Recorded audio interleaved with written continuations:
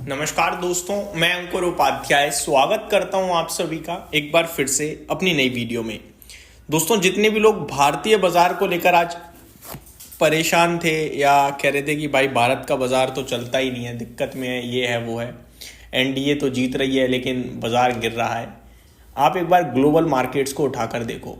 कोहराम मचा हुआ है भाई साहब। मतलब देखकर इतना खतरनाक डर लग रहा है, ऐसा फील हो रहा है कि ये क्या ही हो गया। मतलब बहुत ही खतरनाक लेवल पे गिरावट देखने को मिल रही है पूरे के पूरे ग्लोबल मार्केट्स में। और तो और कमोडिटीज में भी भारी गिरावट आई है। गोल्ड और सिल्वर अचानक से काफी तेज टूटते हुए दिख रहे हैं। सिल्वर ने तो हद्दी मचा दी है। एक एक करके डिटेल्स आप सभी के साथ शेयर करूंगा। शुरू करते हैं बिना किसी देरी के। सबसे पहले अमेरिका से शुरुआत करना चाहूंगा। डाउ 300 पॉइंट टूट गया है और सबसे इंटरेस्टिंग पार्ट ये है कि नेस्डेक नहीं टूटा है, एआई बबल नहीं फटा है। इस बार डाउ फट गया पूरा। 315 पॉइंट डाउ जोन्स नीचे है। आपको बताना चाहूंगा कल 800 पॉइंट गिरा, आज 300 पॉइंट नीचे है डाउ। तो भारी गिरावट है जिसमें बिल साइन होने वाला है। जो यूएस शटडाउन चल रहा था ना, शटडाउन खुल रहा है, बिल साइन हो रहा है और उसके बावजूद अमेरिका में भयंकर गिरावट। मैं आपको बता दूं बीते 2 सेशंस में डाउ अराउंड 1200 पॉइंट निकल गया है और एक हफ्ते के लोएस्ट पॉइंट पे आकर खड़ा हो गया है। बाकी अभी भी अगर आप एक महीने में देखोगे तो डाउ जोन्स 2.5% ऊपर ही खड़ा है। बट ये जो शार्प फॉल आया है ये अपने आप में बड़ी चिंता का विषय है।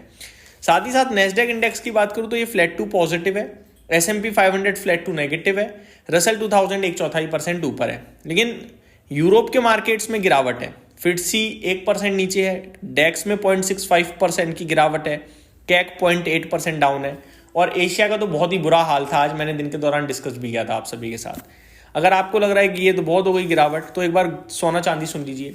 सिल्वर में अचानक से बड़ी गिरावट आई है। 6,000 रुपये सस्ता हो गया सिल्वर। 1,55,000 रुपये के भाव पर सिल्वर अचानक से आकर खड़ा हो गया है। आई थिंक मैंने मॉर्निंग में या कल लेट नाइट वीडियो में आप सभी के साथ सिल्वर को 1,62,000 पे डिस्कस किया था।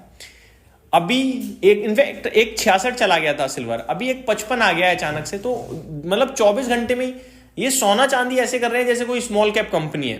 तो अब तो यहां भी सिर्फ ट्रेडिंग ही हो रही है मुझे लग रहा है। और अगर ऐसा ही होगा तो भैया केवल और केवल एक ही व्यक्ति का फायदा है, जो व्यक्ति MCX को होल्ड कर रहा है। क्योंकि जितना ज्यादा ट्रेडिंग होगी उतना ज्यादा वॉल्यूम्स बनेगा, उतना ज्यादा एक्सचेंज के लिए पैसा बनेगा, ब्रोकरेज बनेगा। तो कहने वाली बात यह है कि सोना चांदी को इतना मूव नहीं करना चाहिए जितना ये कर रहे हैं। नॉर्मली इतना करते भी नहीं थे लेकिन अभी तो ऐसा हो गया कि ये 2 दिन में ट्रेडिंग का व्यू बना देते हैं पूरा।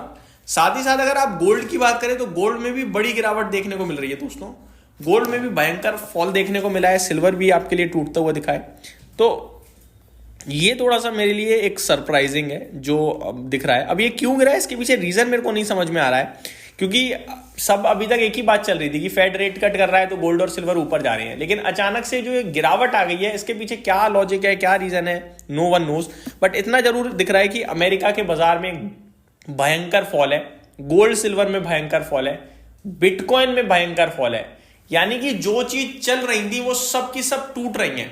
क्रिप्टो करेंसी, कमोडिटीज, पूरा का पूरा यूएस मार्केट, एशिया का बाजार, साथ ही साथ आपका अमेरिका का बाजार, यूरोप का बाजार, सब लाल निशान में। अगर कुछ हरे में गया है आज तो वो भारतीय बाजार, वो है निफ्टी आपके लिए करीब 25,910 पे 30 पॉइंट हरे निशान में बंद हुआ। यही बहुत है भैया। आज तो मैं ये बोलूंगा यही बहुत है। मत देखो पोर्टफोलियो, मत देखो मार्केट। आज तो जो हो रहा है ना दुनिया भर में, हम बच गए, यही काफी है। अब मैं आता हूं आप सभी के साथ FIDIs के डेटा पे। तो ऐसा लग रहा था दिल खोलकर बेच रहे हैं आज।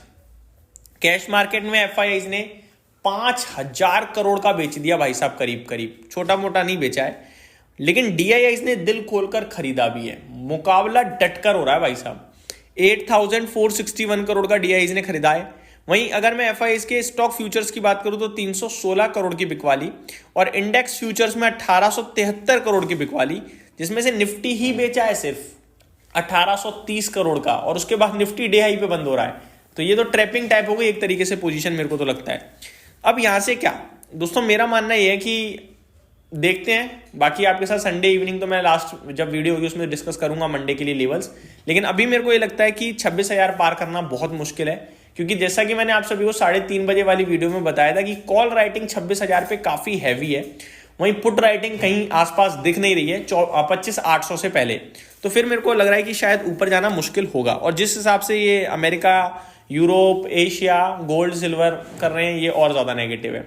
अब आपके साथ एक डिफरेंट चीज शेयर करना चाहूंगा दोस्तों। अभी तक क्या हो रहा था कि भारत की इकोनॉमी पे किसी को भरोसा नहीं था, और गोल्ड में पैसा बनना था, सिल्वर में पैसा बनना था, अमेरिका के बाजार में पैसा बनना था और क्रिप्टो में बनना था।